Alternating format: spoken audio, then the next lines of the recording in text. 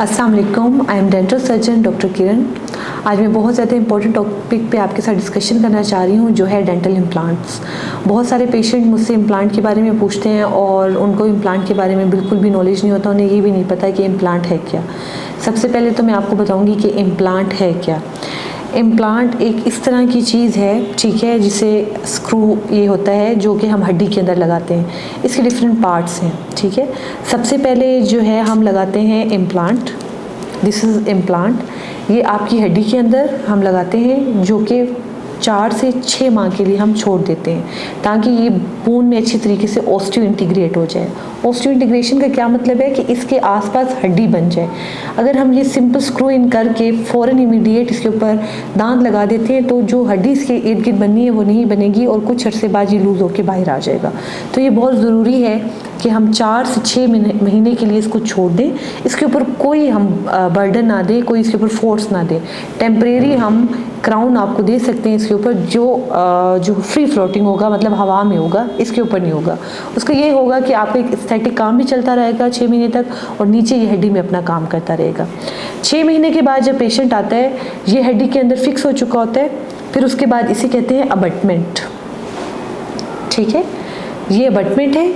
इसको हम इस इम्प्लांट के अंदर 2 तरह के तरीके होते हैं, एक पंच टेक्निक होती है और एक सर्जिकल होता है, कट लगा के। पंच टेक्निक से हम आपके इम्प्लांट को विजिबल करेंगे, इसको स्क्रू इन करेंगे और फिर उसके बाद लैब से आपके लिए दांत बनकर आएगा और दांत इसके ऊपर इस तरीके से लग जाएगा। ये सिंगल यूनिट के लिए। इम्प्लांट के बहुत सारे फ़ायदे हैं। किस तरीके से, फॉर एग्जांपल अभी ये हमारे पास एक पेशेंट है, ठीक है, और इसका जो ये वाला दांत मिसिंग है, तो हम क्या करेंगे, हम ये इम्प्लांट ऐसे स्क्रू इन कर देंगे इसकी हड्डी के अंदर और हम जो मैंने आपको पहले बताया कि हम इस तरीके से छोड़ देंगे इम्प्लांट को 6 महीने के लिए ताकि ये अंदर फिक्स हो जाए और उसके बाद 6 महीने के बाद हम ये लगाकर और सिंगल क्राउन ऊपर दे देंगे, ठीक है। एक तो ये चीज़ है।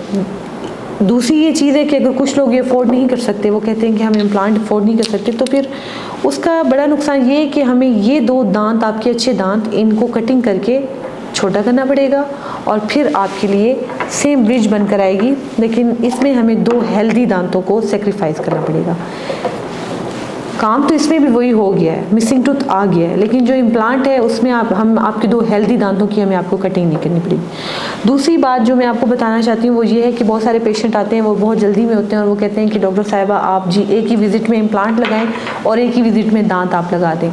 तो देखिए, कोई भी चीज़ के अगर आपको अच्छे रिजल्ट्स चाहिए तो उसको आप टाइम दें अपनी बोन में फिक्स करने के लिए। नो डाउट आजकल लेटेस्ट इम्प्लांट आ गए हैं, लेकिन वो इम्प्लांट इस तरह के हैं सिर्फ आप उन रीजन्स में दे सकते हैं, लाइक इंटीरियर रीजन्स में, आगे वाले दांतों में दे सकते हैं जहाँ भी एक्लूजन फोर्सेस नहीं हैं। अगर आप ये करेंगे कि डॉक्टर साहब हमें जल्दी दे दें, 3 हफ्ते में दे दें, 2 हफ्ते में दे देंगे, तो टोटली आप फेलियर की तरफ जाएंगे। तो थोड़ा सा इम्प्लांट को टाइम दें ताकि वो ऑस्टियो इंटीग्रेट हो जाए और उसके बाद आप उसके ऊपर जो है जो भी आपने उसके ऊपर ब्रिज लेना है, क्राउन लेना है, आप उसकी तरफ जाएं। उसके बाद देखिए, ये जो इम्प्लांट है, ठीक है, इसको जब हम हड्डी के अंदर लगाएंगे तो ये बिल्कुल वैसे ही वर्क करेगा जैसे आपका नेचुरल टीथ। ये फोर्स भी ज़्यादा बेयर करेगा, इसके ऊपर खा भी आप अच्छा सकेंगे और दूसरा जो 2 दांतों के दरमियान में खाना फंसने का इशू आता है वो भी नहीं आएगा। और सबसे जो मेन इंपॉर्टेंट बात है कि 2 दांतों को जो हम सेक्रीफाइस करके ब्रिज लगाते हैं वो इस केस में नहीं होगा।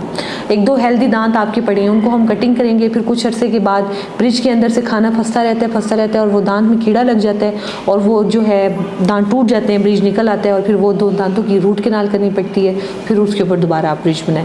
तो जो चीज़ इम्प्लांट के साथ है वो ये है कि जो खाली जगह है वहाँ पे ये लगेगा ना, इसको कीड़ा लगेगा ना, इसके ऐसा कोई इशू है, इसी के ऊपर इसकी प्रोस्थेसिस आ जाएगी, तो आपके जो अपने नेचुरल दांत हैं वो सेफ रहेंगे।